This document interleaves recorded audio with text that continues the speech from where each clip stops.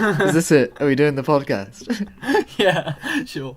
Let's go right in. I don't know. What do you want to? I was looking at the Google Doc, Yeah. and I noticed something that I hadn't noticed before. I don't know when you wrote it, but life in 2018 as a white minority. Liam's story.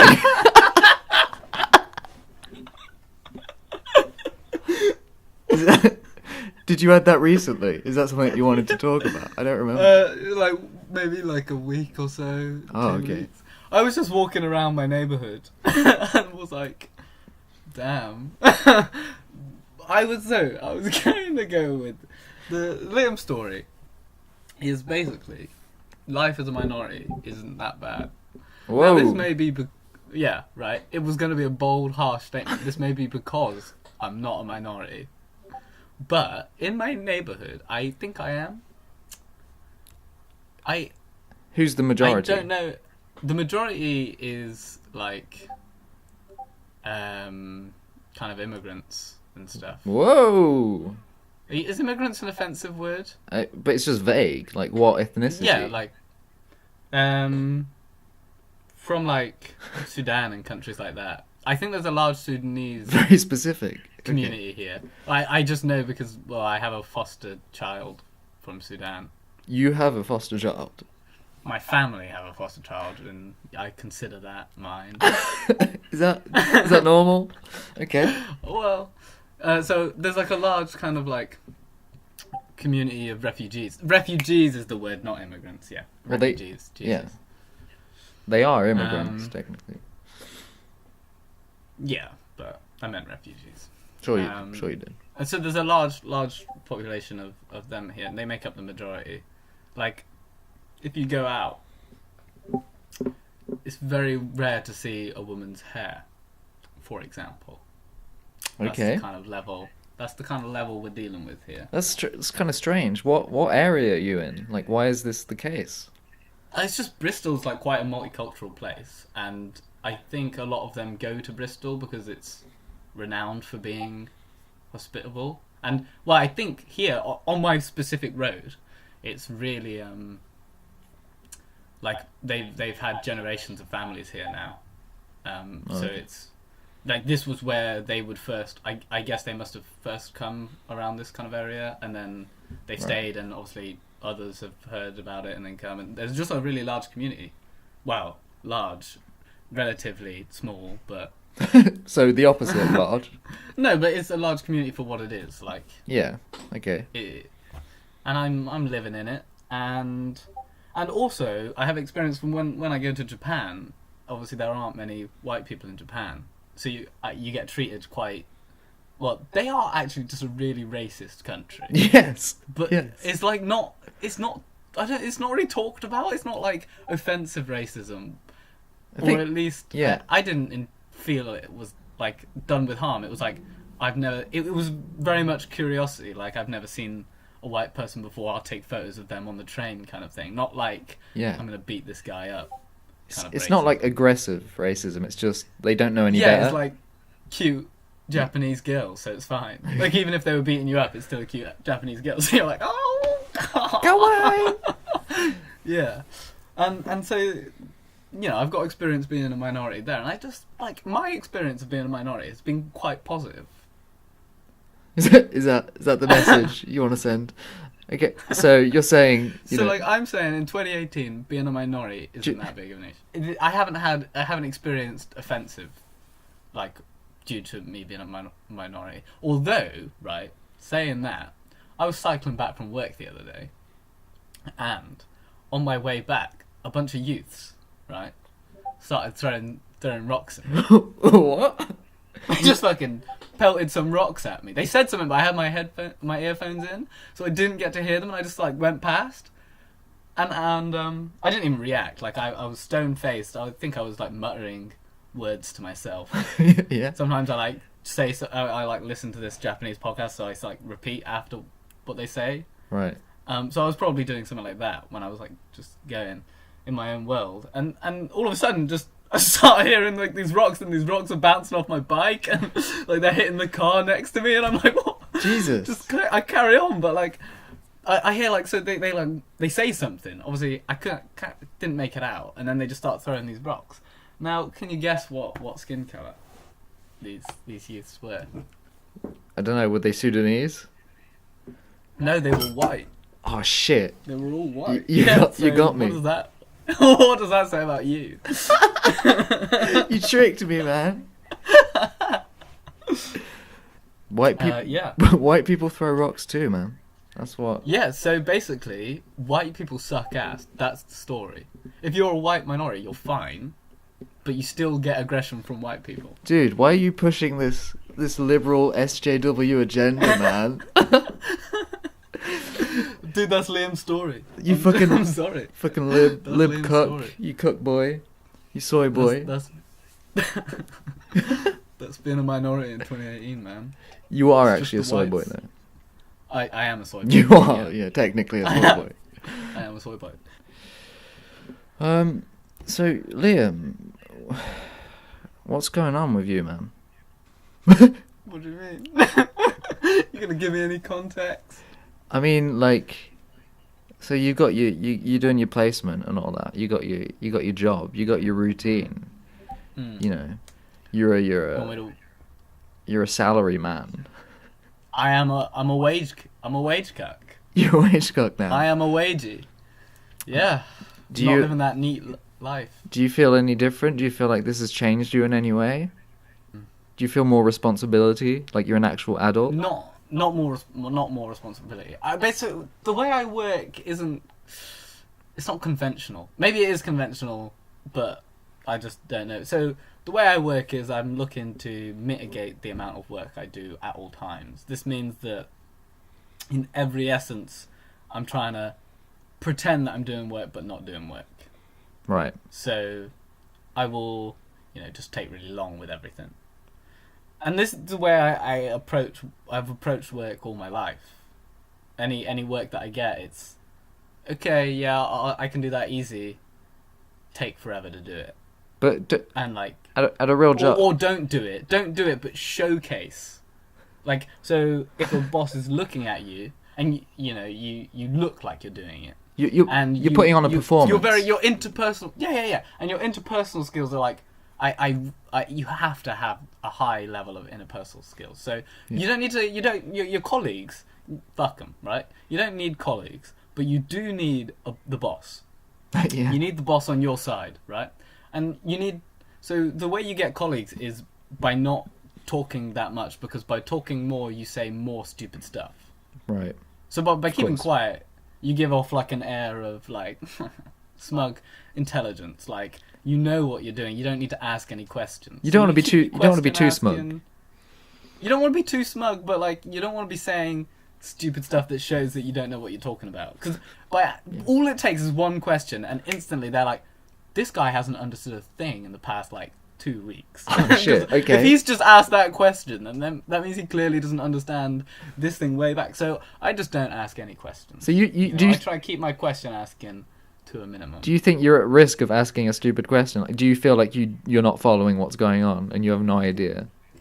I don't know what questions I would ask, but it's just like if you're chatting a lot, you can come across as, if you're offering your opinion on many things, then they get a real understanding of you as a person. Then they're like, well, you're not a very, like, your opinions suck, right? Yes. But if you're like letting loose all of your opinions, because no person has perfect opinions on everything, right? Yeah. But if you keep your opinions to like saying only the ones that are good, like that are impressive. So you don't. If somebody's like, I'm buying this soundboard, you don't say, oh yeah, I like soundboards, and then they say, oh, what soundboard do you use? And you're like, I don't know anything about soundboards, kind of thing. Like you'll say something stupid, or you'll say like, you're something really basic, and they're like, oh, okay. But so you don't comment on things you don't really know about. Yeah. Obviously. It's like, and then it's like risk management. You're like, you don't want to take the risk of bringing up a subject that you don't have enough knowledge on. So you just restrict yourself to what you're certain of. Yeah. So, but what I do is I crack wives a lot. Yeah. You know, I'm cracking wise. That's my deal. You're a little You know, wise I don't guy. say anything. I'm not trying to talk politics. You know, when people talk about politics, they look at you. There's this one guy in specific. He's always talking about fucking politics, and you know, he says some stuff. He just talks all the time, but he'll say some stuff and look at you, and I'll just look back and I'll be like, you know, I don't know, or like, you gotta be, you know, graceful in defeat if you don't have an opinion and they're pressuring you, just got to come. Dude, I don't care about politics. I don't know about politics. No, the only response to that kind of thing is that you have to kind of take the high ground and be like, well, you know, I don't like talking about stuff, you know, without completely understanding the subject, you know. You kind of throw that on their face so that they feel bad. Yeah. Yeah. But yeah, so I crack wise. So, like, you know, people in the office probably are like, he's an alright dude. They might think I'm smarter than I am, probably, because I haven't ran into issues. But that's only because I haven't ran into issues yet. Okay. But, like, with my boss, I keep it real, you know? You keep it real. Yeah. So like I'll ask her, you know, I'll crack wise and I'll joke with her, and you know, I'll talk to her as if she's a normal person. Everybody else is talking to her like she's a fucking boss. Right. She just wants, you know, she just wants a fucking. She just wants a friend. Chilled out time, you know. Yeah. So she's just a person too, and I don't think the rest of the office really get that. So I'm just there to, you know, fucking crack wise, and then other than that, not really say that much. Keep it reserved. But my general, my general day to day, going back to the main point,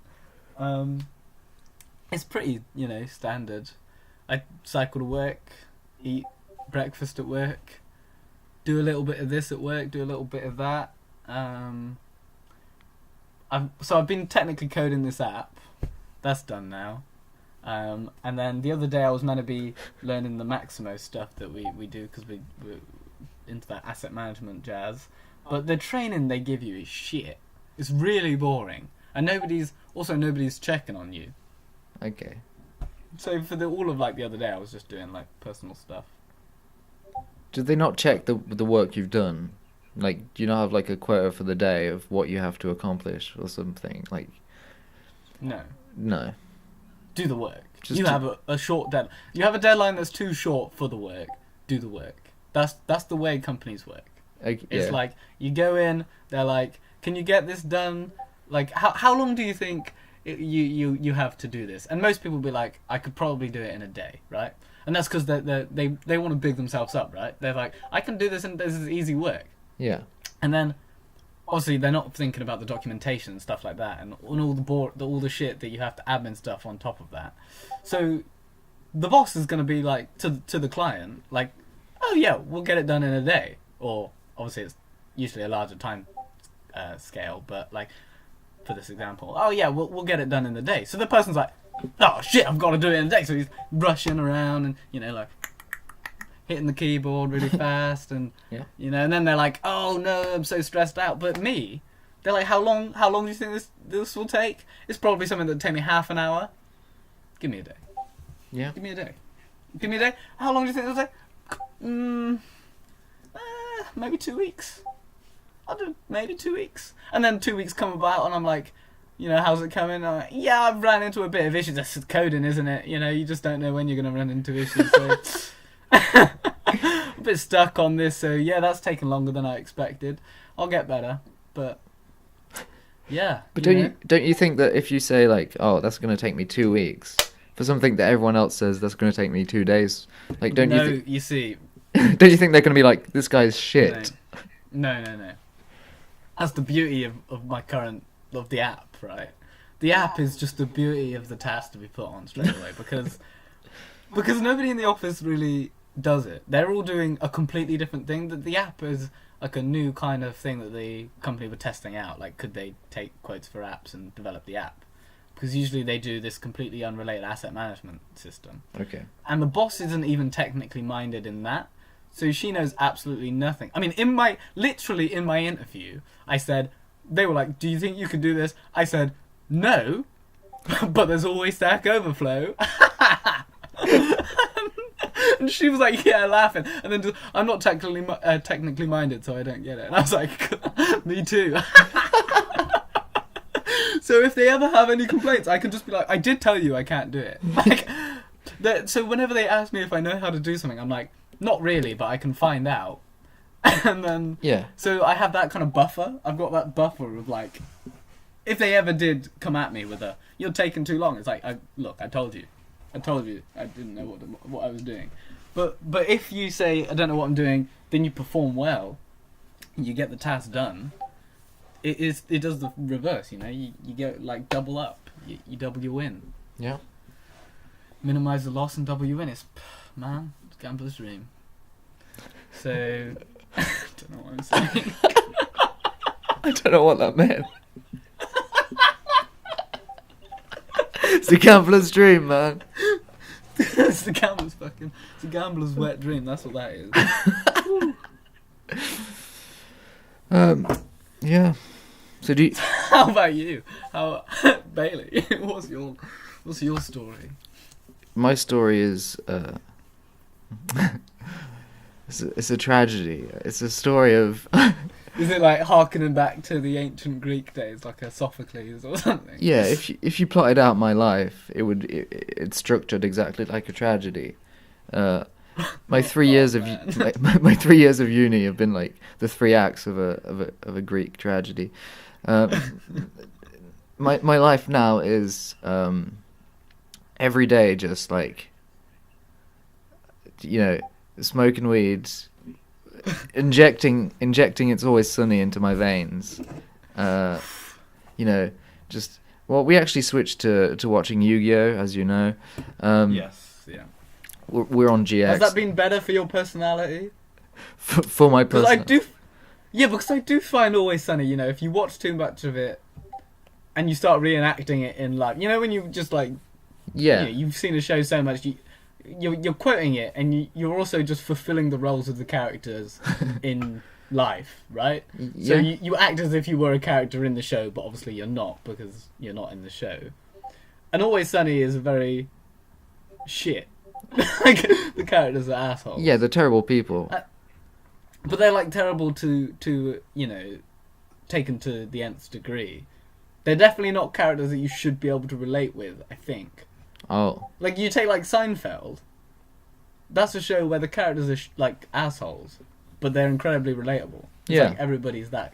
So, like, Always Sunny has taken that, like, that approach to it, but then it's just up the ante to the point where if you are actually acting Always Sunny, and, you know, to like an onlooker, like, clearly if you're acting Always Sunny, you're just like, well, you know, what's up with that? But Yu-Gi-Oh! DX, if you act like a Yu-Gi-Oh! Or like a Yu-Gi-Oh! Like a main character in Yu-Gi-Oh! You know, you're going to be maybe not beloved, because even Yugi can be a bit of an asshole, and then like you've got Tristan, who wants to be Tristan. You watch too much Yu-Gi-Oh! Start acting like Tristan, nobody's going to be a friend anymore, you know.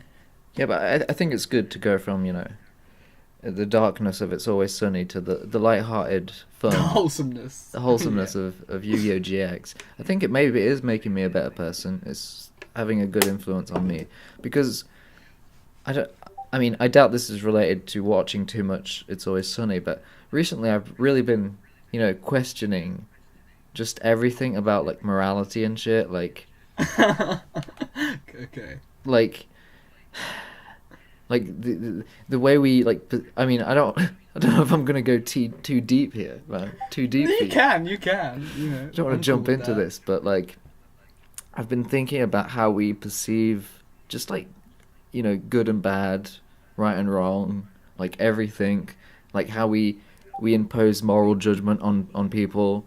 Yeah. I mean, I just did. Yeah, I mean, exactly. Like, I just sometimes I think about the fact that I understand why, you know, we have morality, why as a society we need this like common understanding of what's good and what's bad to move forward together. You know, it unites us. But I don't know, we're evolving to the point where we're becoming very self-aware about, you know, everything, about psychology and just physics in general, and understanding how the universe works. So I'm curious, like, moving forward, should we make a change to be like, maybe, you know, right and wrong and good and bad and like are these outdated concepts? Like, should we move past them, or would that be a bad move to make, a bad direction to swing into? Because that could change everything. That could make me ruin a society to not have that thing that unites everyone under the same belief. Like, I don't know if that's a good idea or not. And I think about that a lot, and it bothers me. Like on a societal scale, so it's a whole society not having good or bad. Because I mean, yeah, like the more 2018 we get, like the more postmodern we get.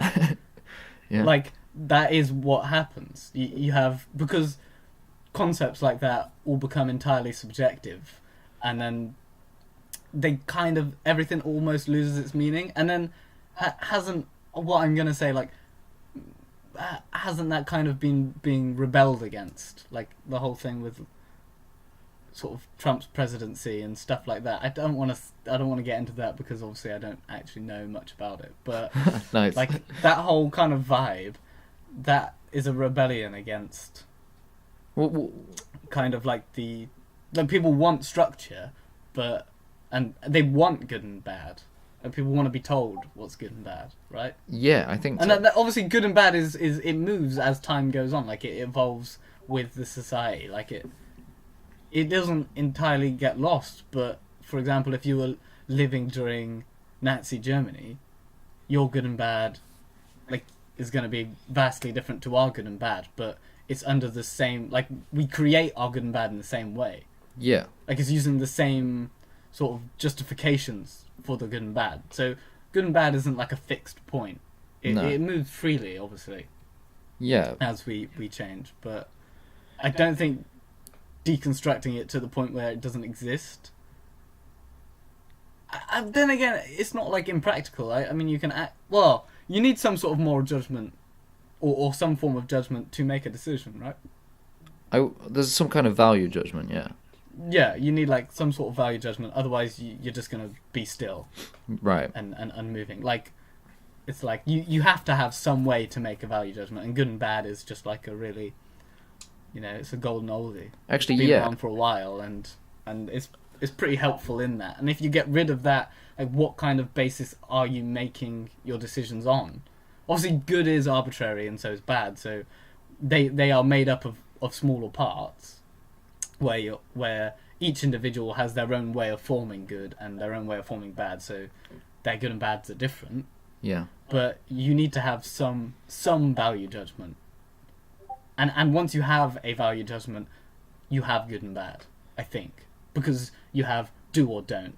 Yeah. And is that not, like, good and bad is just it's like a larger form of do and don't. Like it's sort of like good is a lot of do's and bad is a lot of don'ts. It's basically like on a personal level, like of your physical body, just as an individual, you make decisions all the time of like what would be good to do or bad to do. Even like, I'm not going to put my hand over the stove or whatever because that would burn me and that would cause pain and that would destroy my body. So obviously I'm not going to do that. That's a value judgment of what's better for you as an individual, like for your health.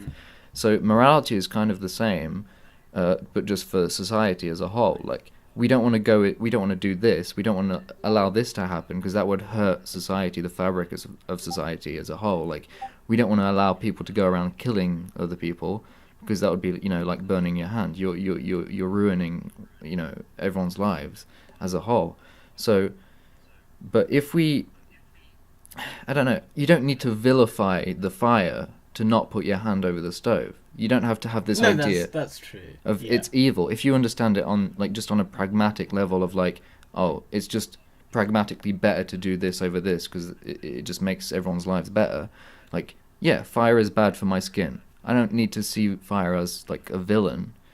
Yeah. So, do you think it would be better for everyone to I think my point is this: would it be healthier for a society to continue with the kind of moral beliefs of good and bad and right and wrong, or would it be better, and would it even work for everyone to be more emotionally detached from it and be oh yeah, this guy's a murderer, let's just put him in prison because he murders people, and not be kill this, but let's get revenge, I feel like Yeah, well, obviously, I think that the more you know me. Yeah, I know, Like, but the consequence is this. The from a consequence. societal level, you have to know what you are pointing at, though.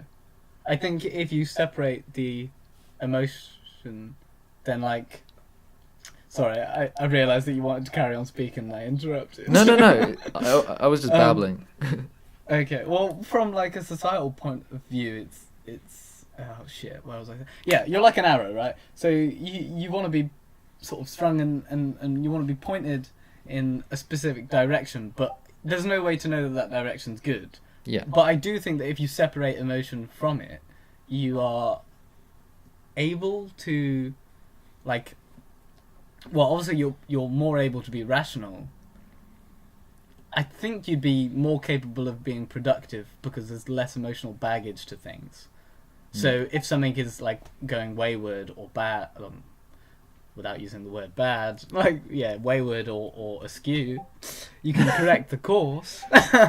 Nice vocabulary. You can be like, hey, the way you're doing that is wrong. Here's how to do it better, and you don't have to feel bad. Like, you don't have to think that you're inflicting some sort of emotional pain on someone because you're aware that they aren't associating that with like insult or whatever. They're just taking that as information and going, cool, now I can do it better, be more productive.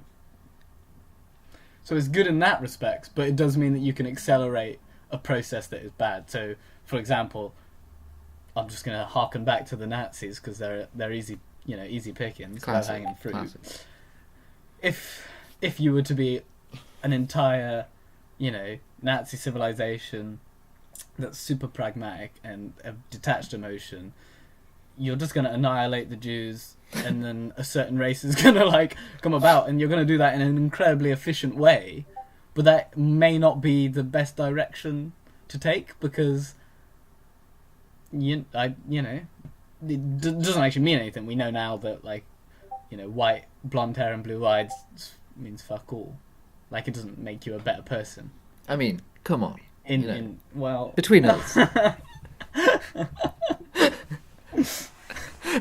But yeah, so I think you have to be careful, and you need a way to guide that. But I don't know if there's a legitimate way to guide that. Well, like forever. Like, if we look at it from like an evolutionary standpoint, like, societies have used, maybe not even consciously, but we've used like that moral shame as like a tool to shape the moral landscape, to point us in a direction. Like, if we're all, no one wants to be, well, I don't want to use the murder example, like, no one wants to be a paedophile, for example, right? But there are people who are, I guess, maybe not born with or whatever, who develop that orientation. So they feel bad about it and they can't do anything about it, which is obviously a good thing because we don't want them, fucking little Timmy over there. But we have to then accept that everyone hates pedophiles, even if do they deserve the hate if they haven't done anything about it? Like, should they be allowed to come out and be like, yeah, I'm a pedophile, but don't throw rocks at me because I'm not going to rape your kids, like, but. We know as a society that like we wouldn't accept that, like, because we don't want to, like, because we just think, oh, it's a slippery slope. If we do that, then all the pedophiles are just going to be like, they don't really care, that they're not fearful of the consequences anymore. So that might enable them to do something. Whereas the moral shame is like it's like a, I don't know, it's like it's a tool to prevent it, but I don't think it's necessary. Like with the paedophile example. I do have kind of like, I don't think that paedophilia is nearly as bad as people make out. Like, whoa, big statement, but hear me out, right? Okay. So obviously, if it's something that you're born with or something that you develop over time, like, it's the acting on it. It's like the flat out molestation of a kid or something similar to that, like in that kind of ballpark. That's the kind of frowned upon thing. It's like the rearing and the kind of like the grooming, the child grooming. Yeah, that's the frowned upon part. Being sexually attracted to a paedophile, you can't What? The subject can't... Being sexually Sorry, attracted what was to I me. gonna say? I think I've drunk too much of this drink. No, right, so being sexually attracted to children is not the fault of the subject. It's not the fault of the paedophile that they're attracted to children. It's a... Yeah. So, like, I do think that the kind of moral shame, the sort of, like, accusation, the, like, oh, you dirty, like, you're a horrible person. Like, that needs to be taken away from that. Because, like, that is not helpful, I don't think. Even in, like, just by doing that, you're creating a society or an environment where paedophiles want to stay underground. Yeah. And by staying underground, it means they're not surfacing. Like, they're not showing themselves, right? And in doing that, it means that there's, like, they're hidden for longer. It means their sort of desires or whatever, they get to a point, because people don't have, or that's a very strange, like, very open statement. I was going to say people don't have good self-control, but people aren't perfect, right? So yeah. If something, like, stays in your head, it's really helpful to get it out. And then once it's out, you can deal with it. Like, if you really want to do something, and then you just, like, you write it down or you say it, like, it weakens it. Like, you don't need to do it so much. Yeah. And so by creating an environment where people are afraid to do that and they lock themselves in, it sort of just brews, and then, you know, reaches boiling point and they do something ridiculous. At which point, I do think, like, obviously they should be punished. Like, well, not obviously, but they need to be reprimanded or taken away from society. Like, hey, look, you've done a bad thing here. Let's help you out. But by being, like, aggressive and just like fuck off, you should die. Like, that's not helpful. It's not helpful in any way. So I don't know if moral shame is terribly useful or helpful. I mean, in that regard, yeah, it's helpful to shape. It's helpful to shape and point a society. It's helpful to, like, move the moral landscape. But you know, I just didn't want to say that. That's but okay. You know, I do think, like, it can be dealt with so much more healthier if people weren't. Well, I guess if people were more detached from their, like, base emotion. Yeah, I mean, I think about that, but then I think, you know, maybe that would lead us down a path where, you know, I don't know if that would work, because, like, every society has worked this way, you know, so far. That's just how we, like, evolve on a large scale. That's what happens in societies, you know. You have these you have a moral landscape, and everyone has to kind of fall under it, but I don't know. I guess if you take away any form of morality, like any form of emotional judgment, I just think that we wouldn't get anything done. Like, we'd understand how to get things done, and if, like, we'd be like primed missiles, but we'd never fire.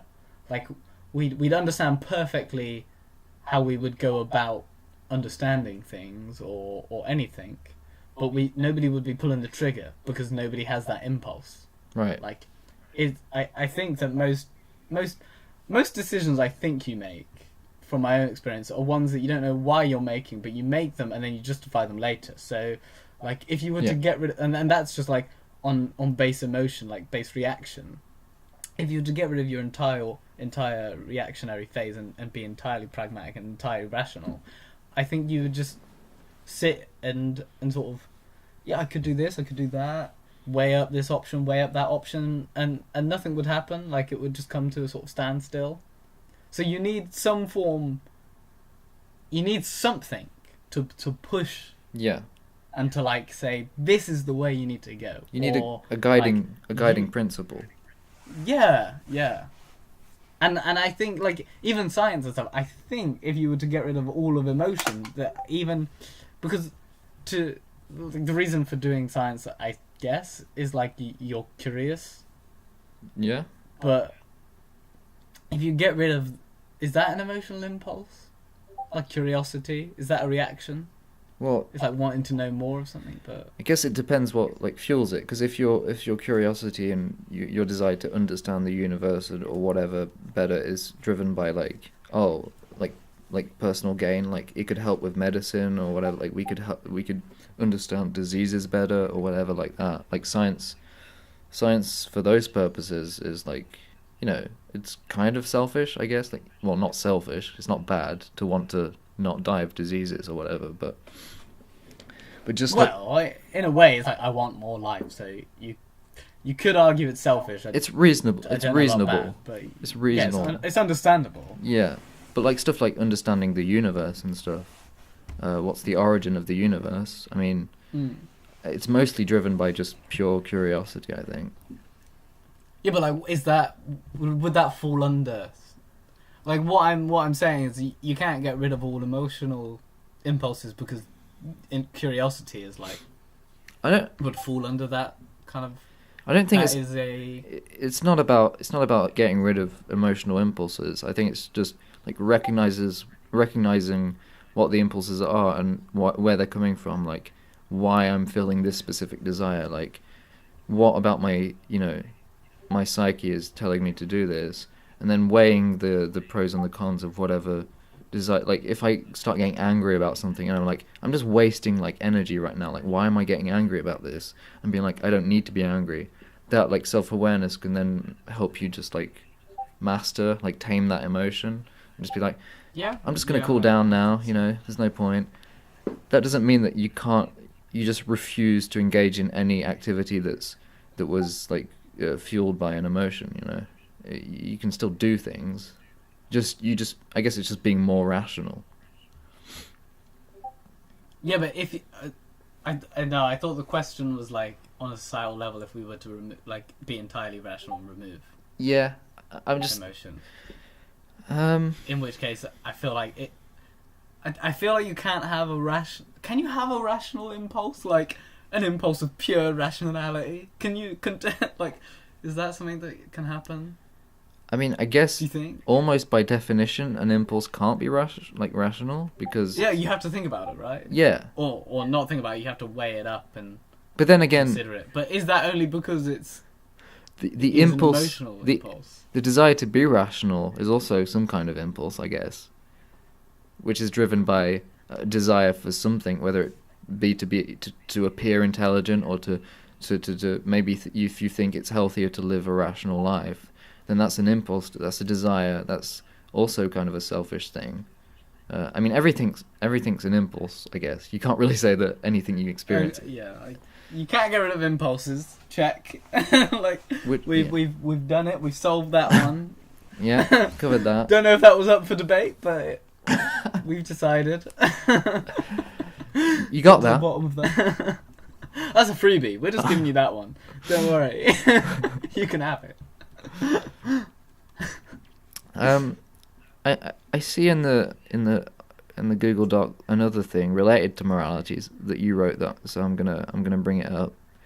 You said moral issues with doing nice things to manipulate someone or doing nice things for someone anyway. Is there a quality of life difference? Is that? Yeah. Oh, okay. What is that all about? Well, I can answer is there a quality of life difference? And so you know what?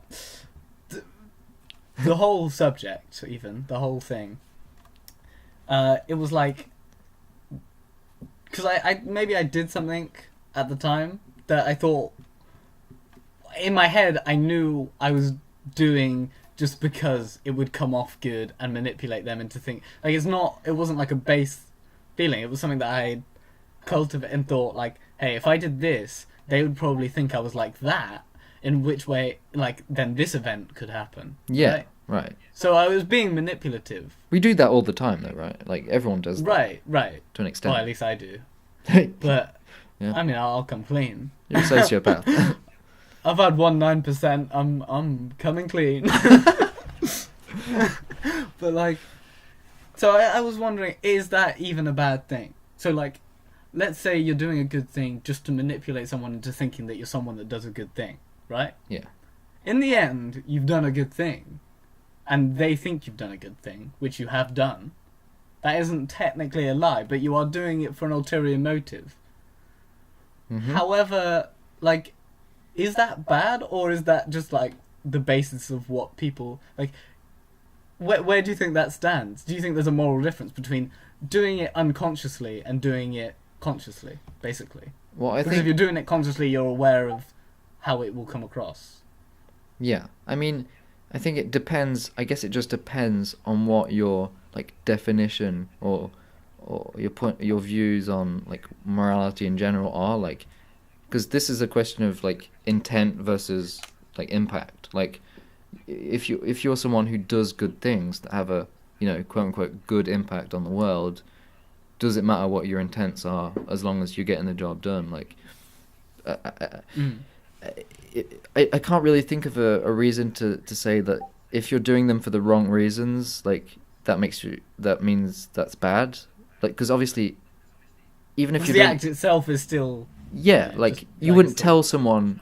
I wouldn't tell you to stop manipulating people by doing nice things to make yourself look good, because you're doing nice things. And if I told you to stop doing them, that would, you know, that would be bringing down the positive things in the world. Yeah, like the overall positive. Yeah, so I would have no reason to do that.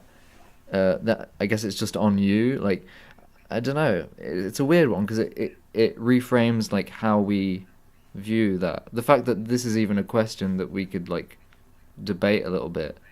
I don't know. That says something weird about humans. I think the fact that we care about the intent, like we care. Like, yeah. Like the consequence is entirely the same. Like it's a net positive for the world. Yet we are still questioning whether or not the intent matters. To me, I don't know if it does, but I think I would be maybe offended if I found out later on that they had done that to manipulate me. Right. So I think in the moment, obviously, I'm blindsided. I'm just thinking they're being a good person. So I think, yeah, that's fine. But like down the line, if they were to reveal like, oh, I only did that so I could get your number or something like that, like, I'd be like, whoa, but I don't think it would matter ultimately. Like, I don't think it would make me think badly on them. Unless they would like then go on and obviously getting your number isn't that bad, but like if you had sort of deceived them into doing something more, then maybe I think that was a worse thing later on. So I guess I think the intent does matter to an extent, and it's not just like consequence. The ends are all that matter. Like the ends justify the means. Do they? I don't. No, that's what I'm saying. I don't think I agree with that. Like, right. Yeah, I mean, I think I would be offended if that was the case. Like, if somebody was to like say to me, I don't know, I've done this good because I thought it would make you do this thing, which it has done. Yeah, but the reason why you would be offended and be like, kind of like weirded out, like, oh, this person's actually a fucking psycho, like. Just manipulate it. Like, why would they do that? I think the reason why that offends us is that we I mean, it comes back to the whole like morality thing. Like we hold people to a certain moral standard of like just not just their actions but like their personality. Like we have a preferred way of being. Like our society values certain personality traits, like being generous or being, you know, just being an overall, whatever it means to be an overall good person. Like, so if you hear that someone's been doing good things, but like that actually they've had nefarious intentions or whatever, then your judgment of that person, the actions are still there. They still had like positive consequences or whatever, a positive impact on the world, but your judgment of that person changes, and now you're like, oh, that person is actually a bit of an arsehole. But I think that's just from a human. That's just like a human thing that's kind of dumb. It doesn't really make sense. That's like a defect. Yeah, a defect in us. Like, it doesn't make any sense. But and it comes from like jealousy as well. Like, oh, it annoys me that this person is going to be perceived as good, but I know that their intentions are actually bad. It's like a deep thing. Like this. Yeah, like if only the world knew what I knew. Yeah. Like, and I think they wouldn't be peppy or whatever. Yeah, I think that just comes from like jealousy. Like, So do you think there's a quality of life difference for the person involved? What does that mean? I mean, I think, but I'm not sure. I can't remember putting it down. But I think it was. I mean, I think I have an answer, and the answer is like, yes, if they find out later on. At the time, no. Like, if it's never revealed that the person was trying to intentionally do something good to, like, reflect positively as a way to deceive someone. If that was never revealed, then the person would have no quality of life difference. But if it was revealed, obviously they'd then get upset, or however they'd react, and there may be a quality of life difference. What do you think? How do you think you would react if, like, you were like dating someone for like 2 years or whatever, and you just found out that many of the things that person did in the beginning to like seduce you, or certain traits that they put forward, you know, to attract you, and traits that you recognize, and you're like, oh, I like that. I'm attracted to this person because of this and this, and later you find out that was like fake, and that was forced. Yeah, that's the kind of thing I'm talking about. I know. Right? Yeah. So, I see. It's hard to say because by that point, like down the line, it's almost like right, but then, you know, there are all these other things. Like there are all these other reasons, or like, I don't know. Doesn't it kind of, to me, if I found that out, maybe I'd think it shows like keenness. Like clearly they cared because they were going out of their way to. But then, I don't know if it would really matter to me so much, because either way I could see it from the positive light. Like, if they had done it intentionally to seduce me, it's like, wow, I'm so special. They'd go out of their way to act right in a way like odd, that is odd to them. Mm-hmm. Like they've gone out of their way consciously to try and attract me. Yeah. But then also it is super manipulative. Yeah. And maybe I'm just trying to justify my own thoughts. So. Oh yeah, for sure. Like. I mean. So like, I think I'd be okay with it, but I can understand why somebody wouldn't. Like, I can understand why somebody would feel kind of violated. Yeah. Like, I think like obviously we all do it to a certain extent. Like we all try to put our best side out there. Yeah, because we have an image of ourselves, and we want that to be the image of that other people interpret. But even us, like our image, is sort of misconfigured. The way we think of ourselves is different to ourselves. Yeah, we all like try to sculpt that image of ourselves that other people like perceive. We try to paint a picture for everyone else. That's like, oh yeah, he's the guy who does this. He's a good guy. He's great.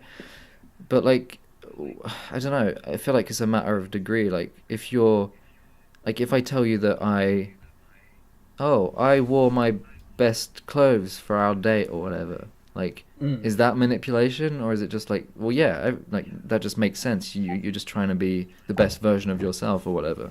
Versus me saying, oh yeah, remember that time we bumped into each other like at the shop or whatever? That wasn't actually an accident. I was stalking you. I had planned it. That was fucking Mark tier. Yeah.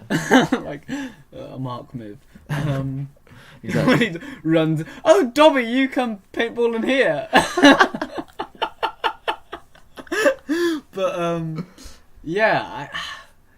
I think there is a difference. Because one you're being the best version of quote unquote yourself. So like with the best clothes thing. Yeah. Like that's a degree of manipulation where you're deceiving yourself in a sense.